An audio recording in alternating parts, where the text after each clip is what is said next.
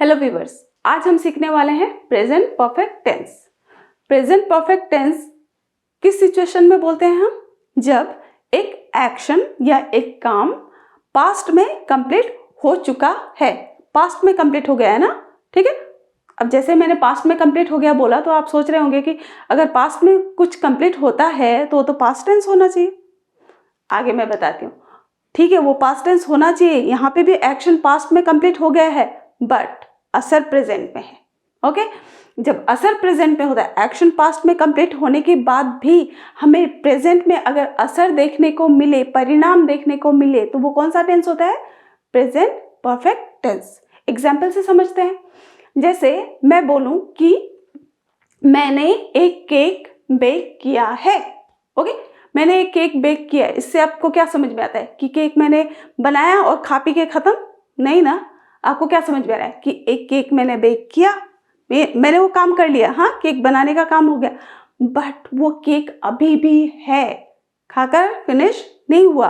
मतलब action complete, परिणाम क्या है? केक बनकर तैयार है।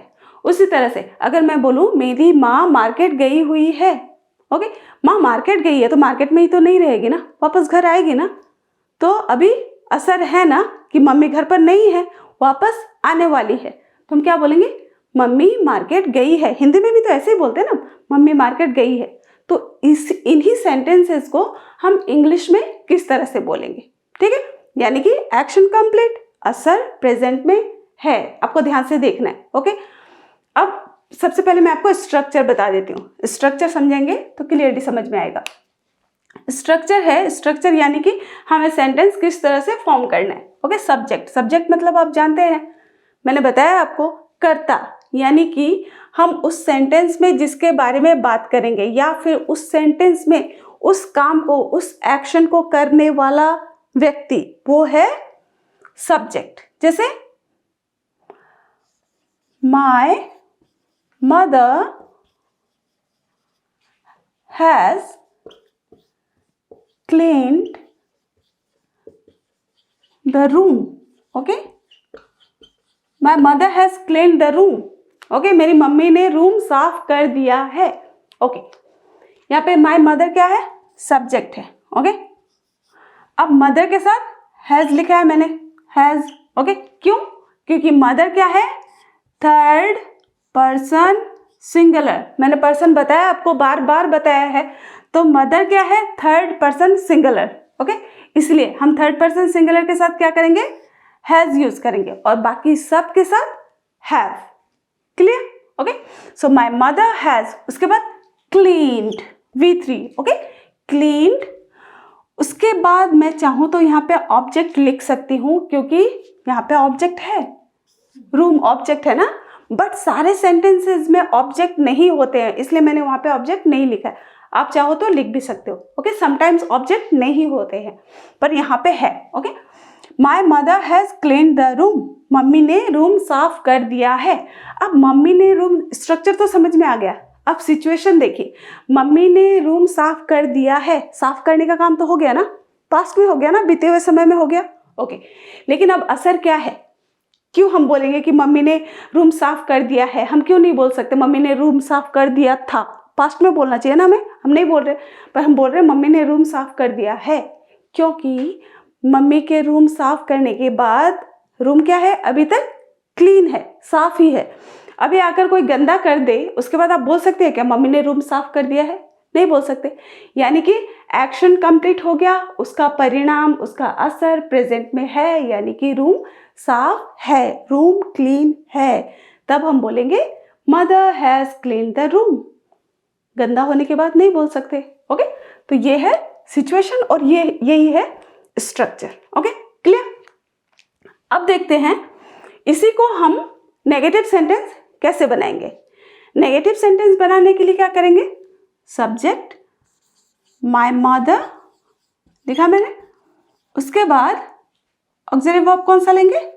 Has. Okay, my mother has, और मैंने आपको बताया बार बार ऑक्सिलरी वर्ब के बाद ही हमें नॉट यूज करना होता है नेगेटिव सेंटेंस बनाने के लिए। My mother has not cleaned, V3। Okay, cleaned the room.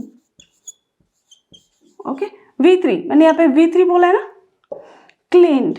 अब देखिए एक वर्ब के 3 फॉर्म्स होते हैं, ये भी मैंने आपको बताया है, क्लीन, क्लीन्ड, क्लीन्ड। ओके ये हो गया V1, V2, V3 वर्ब के। ओके हर वर्ब के 3 फॉर्म्स होते हैं। ओके तो हम यहाँ पे प्रेजेंट परफेक्ट टेंस में कौन सा फॉर्म यूज करेंगे, V3।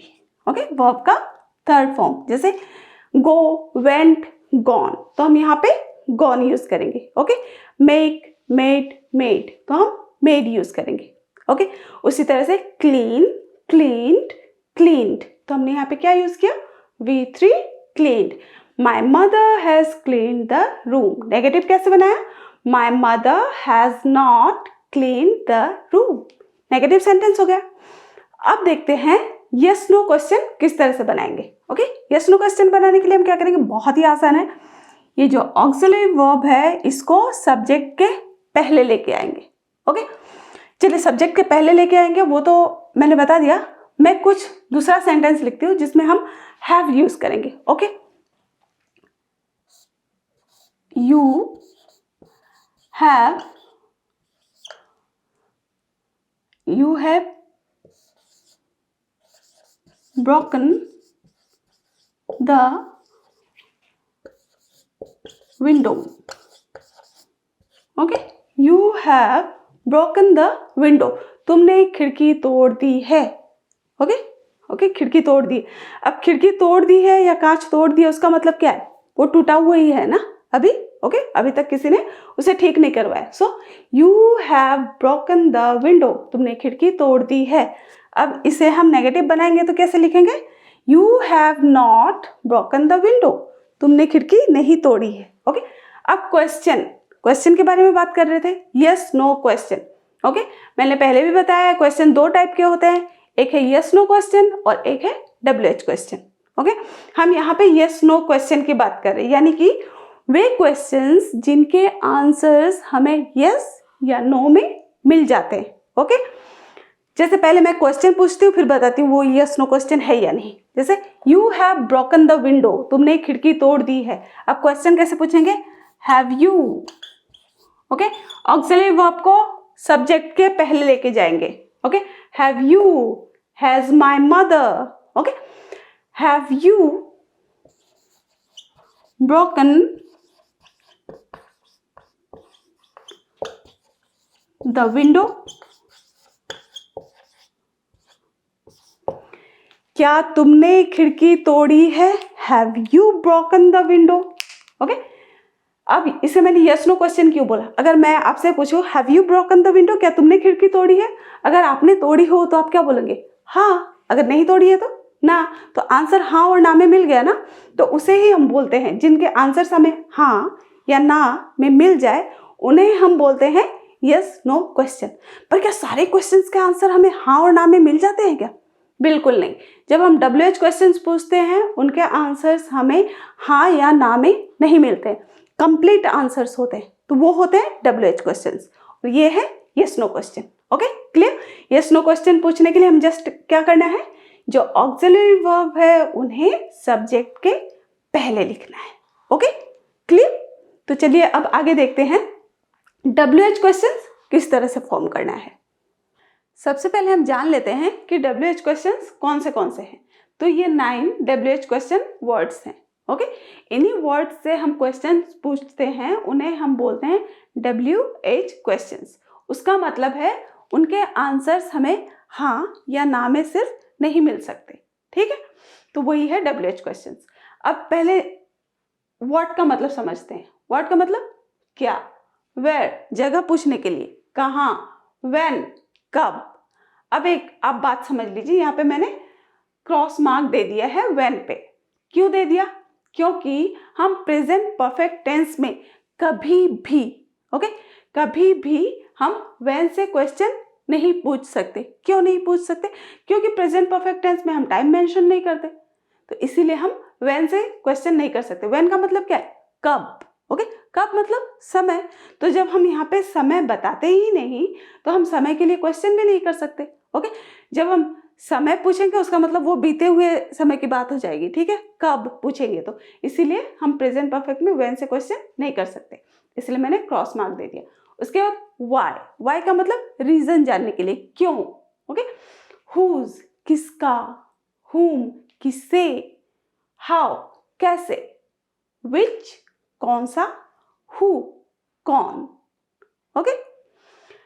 तो चलिए इधर क्वेश्चंस देखते हैं।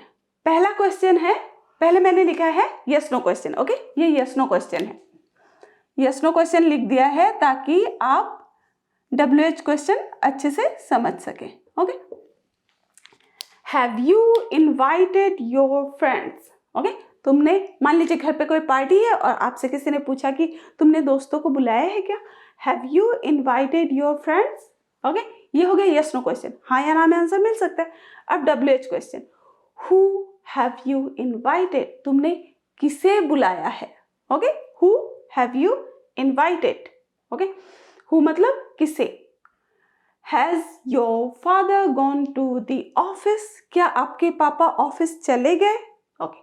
Where has your father gone, आपके पापा कहाँ गए हैं, आपके पापा ऑफिस गए हैं, नेक्स्ट है आपके पापा कहाँ गए हैं। अभी कोई पूछे आपके पापा ऑफिस गए हैं क्या, तो आंसर हाँ या ना में हो सकता है, बट आपके पापा कहाँ गए हैं तो कंप्लीट आंसर चाहिए, मेरे पापा ऑफिस गए हैं, ओके। सो वेयर मतलब कहाँ। Have you fought with him, क्या तुमने उससे लड़ाई की है, okay, have you fought with him, okay. अब रीजन जानना है, why have you fought with him, तुमने उससे लड़ाई क्यों की है, okay. Have they gone to Mumbai, क्या वे मुंबई गए हुए हैं, okay. How have they gone to Mumbai, वो कैसे मुंबई गए हैं, है ना, प्लेन से गए हैं, ट्रेन से गए हैं, किस तरह से गए। So how have they gone to Mumbai, पहले पूछा have they gone to Mumbai, sorry मैं यहाँ पे लिखना भूल गई, have they gone to Mumbai by plane, okay, plane से गए हैं क्या मुंबई, ओके। पहले में पूछा क्या प्लेन से गए हैं क्या, नेक्स्ट में पूछ रहे हैं कैसे गए हैं, how have they gone to Mumbai, okay. तो ये सारे हो गए WH क्वेश्चन, ओके, क्लियर। तो मैंने यहाँ पे कुछ सेंटेंसेस लिखे, मैं अपने हर वीडियो में आपको बहुत सारे सेंटेंसेस देती हूँ, उसका रीज़न ये है कि जब हम बहुत सारे सेंटेंसेस के साथ किसी टॉपिक को समझते हैं तो वो हमें और क्लियरली समझ में आता है, और साथ ही क्या होता है हम छोटे छोटे वर्ड्स जो बेसिक वर्ड्स हैं वो भी सीख जाते हैं। तो चलिए देखते हैं, कुछ सेंटेंसेस यहाँ पे मैंने लिखे हैं, पहले इन सेंटेंसेस को हम समझेंगे, उसके बाद आप कोशिश करना, मैं तो आंसर बताऊंगी पर आप पहले कोशिश करना इन्हें नेगेटिव सेंटेंसेस और क्वेश्चन फॉर्म करने की इन्हीं सेंटेंसेस की मदद से, ठीक है। अब पहला सेंटेंस है मैंने नाश्ता कर लिया। अब मैंने नाश्ता कर लिया ये आप कब बोलेंगे, हिंदी में आप कब बोलेंगे, जब आपने नाश्ता कर लिया और नाश्ता करने का ही समय है, अभी तक लंच का टाइम नहीं हुआ, ओके, तब आप बोलेंगे मैंने नाश्ता कर लिया, ओके। सो इंग्लिश में कैसे बोलेंगे, आई हैव हैड ब्रेकफास्ट। अब ये हैड आपको कंफ्यूज कर रहा हो तो मैं बता दूं, ये हैड के जगह पे आप ईटन लिख सकते हैं, ओके। पर हैव का मतलब भी खाना ही होता है, ईट ही होता है, आप हैव लिखो या ईट लिखो, और जैसे कि मैंने बोला थर्ड फॉर्म यूज कर देना हम इसके साथ, तो have had had, eat ate eaten, तो आप ईटन लिखो या हैड लिखो एक ही बात है, ठीक है। नेक्स्ट है मेरी बहन ने चाय बनाई है। अब मेरी बहन ने चाय बनाई है कब बोलेंगे, मान लो बहन ने चाय बनाई है, मेरे दोस्त मेरे घर पे आए हुए हैं और मेरे बहन ने चाय बनाई है, मतलब चाय बनकर तैयार है, अभी तक पीकर हमने खत्म नहीं किया, तब मैं बोलूंगी ना। अभी मान लो मेरी बहन ने चाय बनाई और मेरे दोस्तों ने पीकर खत्म कर दिया, उसके बाद कोई आए मेरे घर पे तो उसे मैं बोल सकती हूँ क्या मेरी बहन ने चाय बनाई है, चाय तो है ही नहीं, तो नहीं बोल सकती। इसका मतलब है एक्शन तो हो गया है, अभी एक्शन जो असर है, एक्शन का जो असर है अभी प्रेजेंट पे है, चाय बनकर तैयार है, अभी तक पीकर खत्म नहीं हुआ, राइट, बोल सकते हैं, okay. My sister has made tea, जैसे कि मैंने बताया माई सिस्टर क्या है, थर्ड पर्सन सिंगुलर, इसलिए हैज, और चाय बनाना को क्या बोलेंगे, मेक, मेक का third form made, clear. Next, उसने शादी में अपने दोस्त को बुलाया है। शादी में बुलाया है इसका मतलब क्या, शादी हो चुकी क्या, नहीं, शादी होना है अभी, उसने बुलाया है। He has invited his friends to the wedding. Okay, wedding मतलब शादी। वह सोने चली गई है। सोने जाना को क्या बोलते हैं इंग्लिश में? Go to bed. अब गो का थर्ड फॉर्म क्या है? Gone. Okay, go, went, gone, right? ये है V3। So go to bed क्या हो गया? Gone to bed. She has gone to bed, वो सोने चली गई है। ठीक है, ओके, नेक्स्ट। पिताजी घर आ गए हैं। Father has come home. घर आ गए हैं ना, कहीं बाहर गए थे, अब वापस आ गए, तो पिताजी अभी घर पर ही है।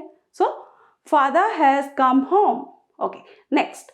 मैंने एक कार खरीदी है। ओके, मैंने एक कार खरीदी है, खरीद लिया मैंने, और वो कार मेरे पास ही है। So I have bought a car. मेरे दोस्त फिल्म देखने गए हैं। अब दोस्त फिल्म देखने गए हैं, सिनेमा गए हैं, तो वापस तो आएंगे ना, असर है ना, प्रेजेंट में होना है ना। तो मेरे दोस्त फिल्म देखने गए हैं। My friends have gone to the cinema. Okay, next. मुझे नौकरी मिल गई है। I have found a job. Find, found. Okay, I have found a job. मुझे एक नौकरी मिल गई है। नौकरी मिल गई है, मेरे पास ही है ना, अभी तक नौकरी है। Okay, I have found a job. Okay, clear? अब कोशिश करते हैं इन्हें नेगेटिव और क्वेश्चंस बनाने के ना, yes no questions. Okay, I have had breakfast, negative कैसे बनाएंगे? आई हैव, ऑक्सिलरी कौन सा है? हैव, इसके बाद not. I have not, right? I have not had breakfast. Okay, मेरी बहन ने चाय बनाई है। My sister has made tea. तो यहाँ पे किसके बाद लगाएंगे? नॉट, हैज के बाद, right? Has not. He has invited his friends to the wedding. Has not. He has not invited his friends to the wedding. She has gone to bed. She has not gone to bed. Okay. Father has come home. Father has not come home. I have bought a car. I have not bought a car. My friends have gone to the cinema. My friends have not gone to the cinema. I have found a job. I have not found a job. Okay, अब बनाते हैं yes no questions. Okay, yes no questions बनाने का rule क्या है? जो auxiliary verb है उसको सब्जेक्ट के पहले लेके जाएंगे, राइट? ओके, तो ऑक्सिलरी वर्ब क्या है? Have I had breakfast? क्या मैंने नाश्ता कर लिया? Okay, has my sister made tea? क्या मेरी बहन ने चाय बनाई है? Has he invited his friends to the wedding? क्या उसने अपने दोस्तों को शादी में बुलाया है? Okay, she has gone to bed. क्या वह सोने चली गई? Has she gone to bed? Okay, has he, has she? Okay, auxiliary verb को सब्जेक्ट के पहले लेकर आ गए। Next, has father come home? क्या पापा घर आ गए? Has father come home? Have I bought a car? क्या मैंने एक कार खरीदी है?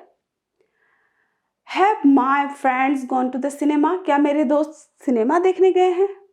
सिनेमा गए हैं, फिल्म देखने गए, सो सिनेमा गए हैं। Have I found a job? क्या मुझे नौकरी मिल गई? ओके, ये हो गया yes no questions. Okay, clear? Okay, तो अगर आपको मेरी वीडियो अच्छी लगी हो तो इसे लाइक ज़रूर करें और मेरे चैनल को सब्सक्राइब करना ना भूलें। Thank you.